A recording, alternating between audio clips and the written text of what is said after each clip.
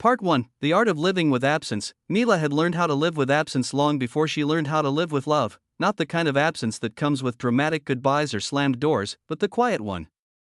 The kind that settles into everyday life so gently you almost mistake it for peace. The empty mug beside hers in the morning. The second pillow that stayed cool at night. The messages she typed and erased before sleep. She moved to the coast because she needed space from memories, from questions, from the version of herself that had loved too intensely and expected too much too soon. The sea became her companion. It never asked anything of her. It only came and went. Steady and honest, every evening, Mila walked the same narrow path along the shore. She watched the sky change slowly, color by color, as if the day itself needed time to let go. Part 2. A love that once rushed. She had loved Noah once with a kind of urgency that felt like truth at the time. They met when both of them were still trying to prove something to the world, to their families, to themselves. Their love burned fast and bright. They spoke about the future before they understood the present. They made promises without knowing what those promises would cost. When life became complicated, they didn't slow down, they broke. Mila left before she could hear herself beg him to stay. Noah stayed because he didn't know how to follow. Neither of them knew that love sometimes needs patience more than passion. Part 3. The years in between. Years passed. Mila built a quiet life by the sea. She worked at a small bookshop near the harbor, where mornings smelled like paper and salt. People came and went, tourists, locals, brief friendships that felt safe because they were temporary. She dated, but carefully. She chose people who didn't ask too much of her heart. People who fit into her life instead of rearranging it. At night, she sometimes dreamed of conversations that ended differently. Of words spoken slower.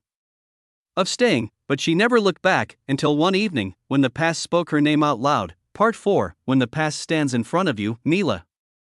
She turned, already knowing before she saw him. Noah stood a few steps away, as if unsure whether crossing the distance was allowed. Time had changed him. He looked calmer, more grounded.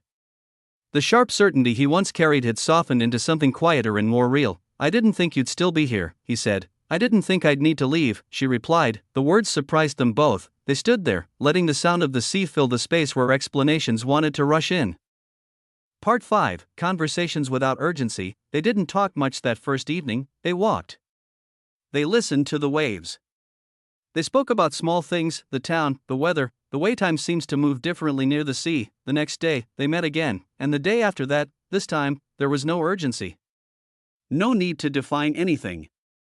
They allowed silence to exist between them without fear. "I thought love should be easy," Noah admitted one afternoon. "I thought leaving would make it hurt less," Mila answered. They smiled, not because it was funny, but because it was honest. Part 6. How time changes love. They talked about the years apart, about mistakes.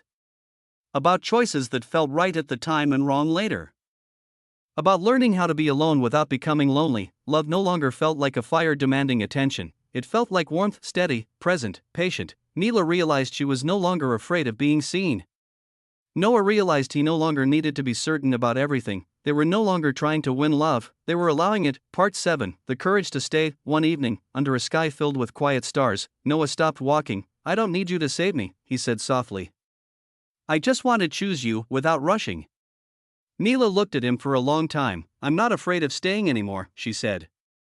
"I'm afraid of leaving things unfinished." They didn't kiss right away.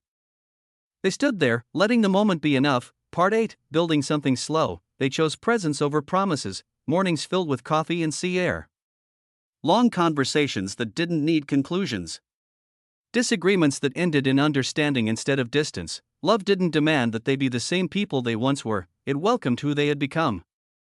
Part 9. Under the same quiet sky. Years later, the town still slept peacefully at night, the sea still whispered its endless story, and under the same quiet sky, two people who once loved too fast now loved deeply, without fear, without hurry, without leaving. Mila finally understood what love was meant to be, not a rush, not a rescue, but a choice to stay, again and again.